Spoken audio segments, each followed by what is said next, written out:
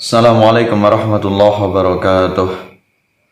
Alhamdulillahilladzi arsala rasulahu bil huda wa dinil haqq liyudhhirahu 'ala dini kullih wa kafa billahi syahida. Asyhadu an la ilaha illallah wahdahu la syarika lahu wa asyhadu anna Muhammadan abduhu wa rasuluh. Allahumma shalli 'ala sayidina Muhammad wa 'ala ali sayidina Muhammad. Para alim, para ulama, teman-teman semuanya, sahabat-sahabat dimanapun Anda berada, mudah-mudahan Anda selalu dalam lindungan Allah Subhanahu wa Ta'ala. Pada kesempatan ini kita akan membahas tentang bagaimana hukumnya memperlama sujud pada sujud terakhir, memperlama sujud pada rakaat terakhir. Nah, ini bagaimana hukumnya menurut Al-Quran dan Sunnah Rasulullah Sallallahu Alaihi Wasallam. Apakah ini hukumnya disunnahkan atau malah ini bertentangan dengan sunnah, alias ini tidak disyariatkan? Ini akan kita kaji bersama-sama sesuai dengan dalil yang bersumber dari hadis Rasulullah Sallallahu Alaihi Wasallam. Ya, pada dasarnya memperpanjangkan sholat atau memperlama durasi sholat ini diperbolehkan dengan catatan, yaitu dalam keadaan sholat sendiri,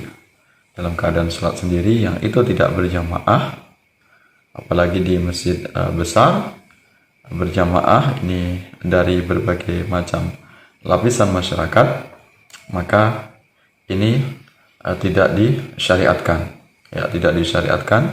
apalagi pada sujud yang terakhir ini memperlama sujud.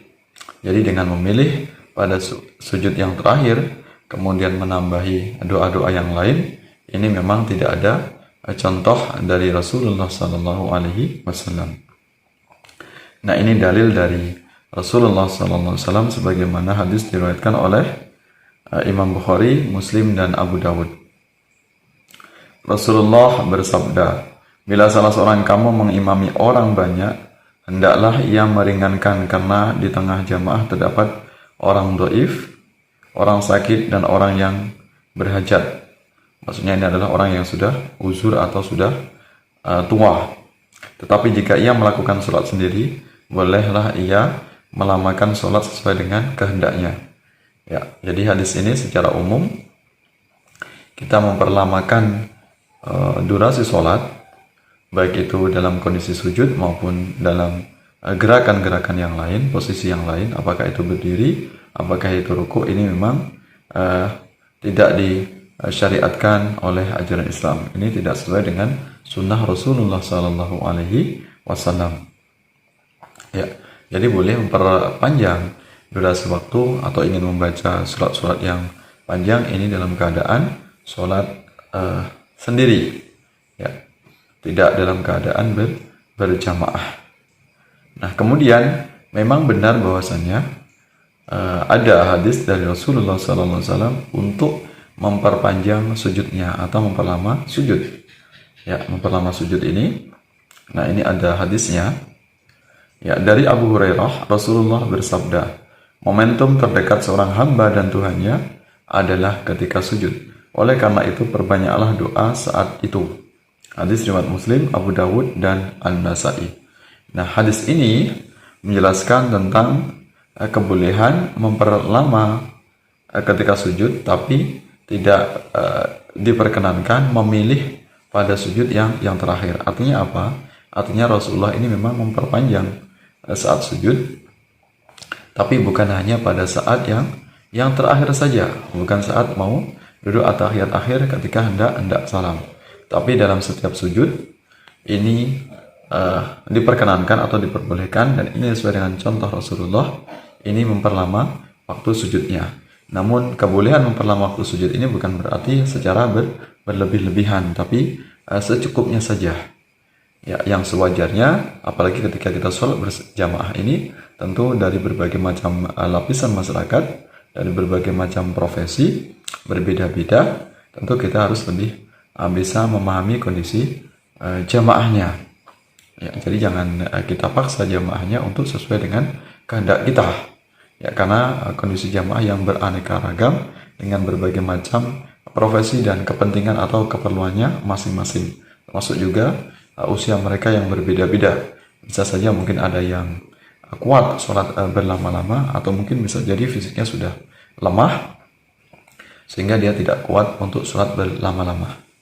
Nah, ini jadi kesunahan untuk memperlama sujud ini bukan hanya saat sujud yang terakhir, tapi dalam setiap sujud. Walaupun tentunya ini memperlama ini jangan terlalu lama, jangan kemudian berlebih-lebihan sehingga kemudian nanti ada keluhan dari jamaahnya kok terlalu lama, sehingga nanti berbeda antara durasi waktu dalam kondisi gerakan-gerakan yang lain atau sujud-sujud yang sebelumnya dengan sujud yang terakhir. Jangan sampai ini jaraknya atau durasinya antara satu sujud dengan sujud yang lain dengan sujud yang terakhir ini terlalu jauh. Ya, jadi boleh lama tapi yang sewajarnya. Dan tentunya kita juga boleh memperlama ini bukan hanya saat di rakaat terakhir, bukan pada saat sujud yang terakhir. Jadi kalau kemudian mengkhususkan pada sujud yang terakhir, ini tentu tidak ada dalilnya. Ya, tentu bertentangan dengan apa yang dijelaskan oleh Rasulullah.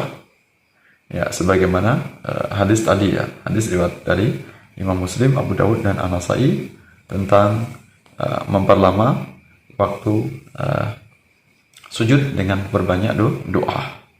Ya, jadi ini kita sholat berjamaah, maka kita hendaknya untuk sewajarnya. Ya. Nah, jadi intinya bahwasanya kita boleh memperlama gerakan sholat, apakah itu dalam kondisi berdiri atau kemudian duduk atau ruku dan sebagainya. Ini dalam kondisi ketika sholat sendirian. Jadi sesuka-suka kita, berapapun lamanya itu tidak masalah. Tapi kalau kemudian kita berjamaah, kalau terlalu lama, ini tentu akan menjadi problem, akan menjadi masalah. Kemudian nanti jamaahnya akan merasa takut karena dianggap imamnya ini egois, hanya memikirkan diri sendiri, tidak mengetahui kondisi jamaahnya. Nah, ini juga termasuk bagaimana cara sholat Rasulullah.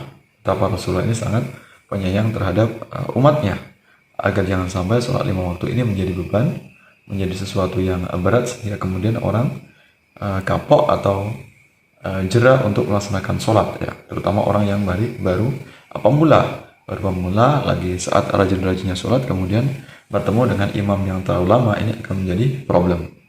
Nah, ini apa yang disampaikan oleh Rasulullah dalam hadisnya, hadis dari Anas bin Malik yang kemudian dikutip atau diabadikan, ditulis oleh Bukhari dan Muslim. Dari sahabat Anas bin Malik yang berkata, Rasulullah bersabda, sungguh aku memasuki sebuah sembahyang atau sholat, ingin melamakan sholat itu, tetapi aku mendengar tangisan anak kecil, lalu ku ringankan sembahyang sholat itu dan karena beratnya perasaan ibu karena tangis tersebut. Nah, ini jadi kita harus lebih mengetahui, lebih paham bagaimana kondisi jamaahnya. Jadi kalau misalnya kita sewaktu-waktu ingin memperlama sujud, ya boleh-boleh saja, tapi jangan kemudian menjadi kebiasaan yang terus-menerus saat sujud yang terakhir. Nah, ini. Jadi kemudian yang perlu kita lakukan kalau kita ingin memperlama sesuai dengan kehendak kita, hendaknya itu adalah sholat yang kita lakukan secara sendiri, tidak berjamaah. Ya, tidak dalam kondisi sebagai imam berjamaah. Kemudian juga ketika kita menambahkan doa, baik dalam kondisi sujud atau mungkin setelah at-tahiyat, ini menggunakan bahasa Arab, karena tidak diperkenankan menurut mazhab kita, mazhab Syafi'i, menggunakan bahasa selain bahasa Arab. Nah, ini mudah-mudahan bisa difahami, mudah-mudahan bermanfaat untuk kita semuanya, sehingga menambah kekhusyuan kita dalam beribadah dalam sholat, sehingga tidak salah paham lagi, sehingga masyarakat bisa memahami. Jadi tentang bagaimana kita memperlama saat sujud, ini memang tidak menjadi sebuah kesunahan, tidak menjadi sebuah keharusan. Jadi kita sah-sah saja kapan saja kita sujud ingin memperlama, tapi kemudian jangan berlebih-lebihan, jangan menjadi sebuah kebiasaan. Jadi sewaktu-waktu, ya sesekali, maka itu boleh-boleh saja.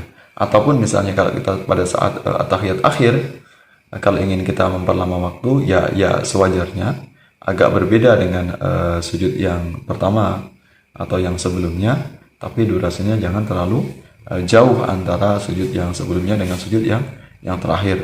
Jadi anggaplah ketika kita sujud agak lama dikit, ini sebagai kode, sebagai pemberitahuan kepada jemaah bahwasanya ini adalah pada rakaat yang terakhir, artinya sudah mau at-tahiyat yang terakhir. Ya, berarti akan segera berakhir sholat jamaahnya. Ya, ini mudah-mudahan bisa memberikan pencerahan, kemanfaatan untuk kita semuanya. Mohon maaf atas segala kekurangan, segala kekhilafan-nya. Mudah-mudahan segala ibadah kita, ibadah sholat kita, dan seluruh apa yang kita lakukan, baik itu amalan yang fardu maupun yang sunnah, diterima oleh Allah Subhanahu wa Ta'ala. Amin ya Rabbal Alamin. Sampai bertemu dalam kesempatan yang lain. Terima kasih atas perhatiannya. Wallahu muwaffiq ila aqwamit thoriq. Wassalamualaikum warahmatullahi wabarakatuh.